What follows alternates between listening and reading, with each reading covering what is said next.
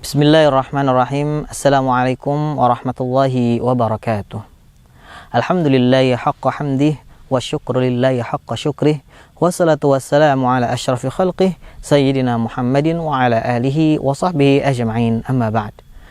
Pemirsa Tanmiyah TV yang dirahmati Allah subhanahu wa ta'ala, alhamdulillah kita bersama-sama bersyukur kepada Allah subhanahu wa ta'ala atas segala nikmatnya yang luar biasa yang telah Allah berikan kepada kita semua, sehingga kita sama-sama bisa melakukan ketaatan kepada Allah subhanahu wa ta'ala. Insyaallah pada kesempatan kali ini saya ingin menyampaikan bahwa ada satu nikmat yang besar, ya, satu nikmat yang Allah berikan kepada kita, sehingga ada seorang sahabat yang mengatakan, ya, yaitu Sayyidina Utsman bin Affan radhiyallahu an. Beliau mengatakan, "Lau tahurat qulubuna ma syabi'na min kalami rabbina." Atau kama qala, bahwasanya ketika hati kita itu bersih, ya, dari segala macam kemaksiatan, maka kita tidak akan pernah kenyang, ya, dalam membaca Al-Qur'an, dalam menghafal Al-Quran, murajaah Al-Quran, dan juga mentadabburi Al-Quran. Maka inilah nikmat yang luar biasa itu. Maka inilah nikmat yang agung, yang sangat besar, nikmat yang Allah berikan kepada kita. Salah satu ulama, ya, pernah mengatakan, an-ni'matul kabirah, bahwasanya nikmat yang besar adalah an takhtimal Quran, tatkala engkau menghatamkan Al-Quran. Wan ni'matul akbar, ya, dan nikmat yang lebih besar lagi adalah an tuhafidha fi murajaati, yaitu ketika engkau bisa menjaga, ya, murajaah Al-Qur'an tersebut. Dan yang ketiga yaitu wan ni'matul akbar minhuma, ya, nikmat yang paling besar di antara keduanya yang tadi, yaitu khatam Al-Qur'an dan murajaah, yaitu adalah antafhama ma fil Quran, yaitu ketika kita bisa memahami isi daripada Al-Quran. Maka itu suatu nikmat yang sangat luar biasa, dan itu terjadi banyak sekali kepada orang-orang terdahulu yang hidupnya senantiasa bersama Al-Quran. Tentunya ketika kita berusaha untuk hidup bersama Al-Quran, maka Al-Quran pun akan mendekat dan senantiasa akan membersamai kita. Namun sebaliknya, ketika kita menjauhi Al-Quran, ya, maka Al-Quran pun akan menjauh. Yang dulunya kita dekat dengan Al-Quran, akan tetapi ketika kita menjauh, maka Al-Quran itu akan cemburu, dan justru Al-Quran akan meninggalkan kita. Maka jangan sampai kita dengan nikmat Allah yang luar biasa ini kita meninggalkan Al-Quran. Ada suatu kisah, ya, dari kalangan sahabat radhiyallahu an, yang bernama Abbad bin Bishr, ya. Abbad bin Bishr merupakan seorang tokoh Ansar, ya, yang kemudian ketika Rasulullah SAW hijrah, ya, bersama kaum muhajirin, kemudian Rasulullah mempersaudarakan antara Abbad bin Bishr dan juga Ammar bin Yasir, ya. Ammar bin Yasir yaitu dari kalangan kaum muhajirin. Kemudian Abbad bin Bishr radhiyallahu anhu ini terkenal dengan seorang sahabat yang memiliki suara yang sangat merdu, ya.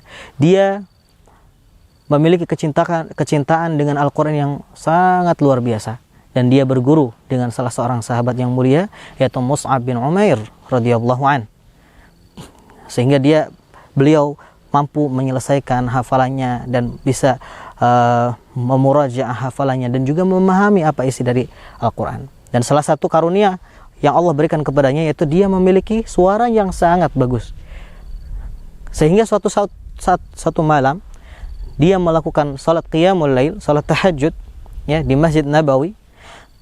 Kemudian dia membaca surat, ya, di dalam salatnya, dan didengar oleh Rasulullah. Dan Rasulullah mengatakan, bertanya kepada Sayyidah Aisyah radhiyallahu anha, "Wahai Aisyah, apakah itu Abbad bin Bishr?" Qalat na'am. Nah, kata Sayyidah Aisyah, betul ya Rasulullah, bahwa yang sedang salat yang membaca Al-Quran itu adalah Abbad bin Bishr. Nah, kemudian Rasulullah mendoakan, Allahumma ghafir lahu, mudah-mudahan Allah subhanahu wa ta'ala senantiasa mengampuni dosa-dosa Abbad bin Bishr radhiyallahu anhu. Dan ketika di suatu peristiwa peperangan, yaitu ketika Rasulullah melakukan jihad pada peperangan Zatul Riqa, kemudian pulang ya untuk beristirahat di salah satu bukit ya untuk berjaga-jaga dari musuh. Suatu malam pasukan Rasulullah beristirahat.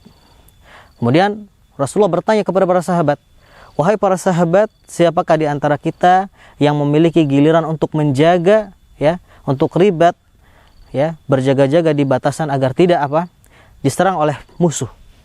Nah, maka kemudian Ammar bin Yasir dan juga Abbad bin Bishr radhiyallahu anhuma pun berdiri dan mengatakan kepada Rasulullah, "Kami ya Rasulullah, kami berdua ya Rasulullah." Sehingga semua para sahabat pun beristirahat. Nah, kecuali Abbad bin Bishr dan Ammar bin Yasir. Setelah mulai berjaga, ya, ketika mulai istirahat ya para sahabat dan Rasulullah, Abbad bin Bishr bertanya kepada Ammar bin Yasir, "Wahai Ammar, ya, bagaimana siapa yang akan kita berjaga ya, nanti kita bergantian begitu?" Kemudian Ammar bin Yasir pun mengatakan, "Tafadhal ya, siapa kamu terlebih dahulu, Abbad bin Bishr terlebih dahulu." Nah, kemudian Ammar bin Yasir pun istirahat. Nah, setelah Ammar bin Yasir istirahat, kemudian Abbad bin Bishr pun melakukan salat qiyamul lail ya di keheningan malam ya sambil berjaga-jaga. Beliau melakukan qiyamul lail dengan membaca Al-Qur'an. Dengan kenikmatannya ya, dengan beliau merasakan manisnya ketika membaca Al-Qur'an. Sehingga ketika ada musuh yang melihat beliau dan musuh tersebut tahu bahwasanya itu merupakan kaum muslimin ya, merupakan pasukan daripada Rasulullah SAW. Akhirnya dilepaskanlah panah kepada Abbad bin Bishr yang sedang sholat tahajud pada saat itu. Akan tetapi Abbad bin Bishr pun tidak sama sekali terkulai dan dia menahan rasa sakit tersebut dan melanjutkan bacaan Al-Qur'annya.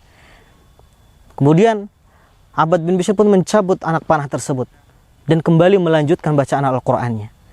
Kemudian musuh tersebut pun kembali melepaskan anak panahnya dan mengenai tubuh Abbad bin Bishr, sehingga darah pun bercucuran banyak dan berkali-kali dipanah oleh musuh tersebut sehingga jatuh terkulai ya. Kemudian ketika tiba waktu berjaganya Ammar bin Yasir, kemudian Abbad bin Bishr membangunkan Ammar bin Yasir, "Wahai Ammar, sudah tiba engkau waktunya untuk berjaga." Kemudian ketika melihat darah yang sangat banyak ya, Ammar bin Yasir pun kaget. "Wahai Abbad bin Bishr, kenapa engkau tidak membangunkanku ketika di panahan yang pertama sehingga kami bisa langsung memburu musuh tersebut, melawan musuh tersebut?" Kemudian kata Abbad bin Bishr radhiyallahu an, "Wahai Ammar bin Yasir, sesungguhnya ya panah yang menancap di tubuhku itu tidak mampu akan memutuskan bacaan Al-Qur'anku ya. Saya lebih baik melanjutkan bacaan Al-Qur'anku daripada saya memutus ruhku ya dari tubuhku. Saya lebih baik mengutamakan bacaan Al-Qur'anku karena saya merasakan kenikmatan yang luar biasa ketika membacakan Al-Qur'an." Masya Allah. Maka itu benarlah ya dikatakan oleh para ulama bahwa kenikmatan yang besar yaitu adalah ketika kita membaca Al-Qur'an, ketika kita bisa memurajaah Al-Qur'an dan juga memahami apa isi daripada Al-Qur'an. Masya Allah. Mudah-mudahan kita termasuk daripada ahlullahi wa khassatuh ya, yaitu keluarga Allah dan yang hamba yang dikhususkan oleh Allah Subhanahu wa taala, yang mana khairukum man ta'allama al-Qur'ana wa 'allamah, kata Rasulullah SAW, bahwasanya sebaik-baik dari kita adalah orang yang senantiasa membaca Al-Qur'an dan juga mengamalkannya. Aqulu qouli hadza barakallahu li wa lakum jazakumullahu khairan wassalamualaikum warahmatullahi wabarakatuh.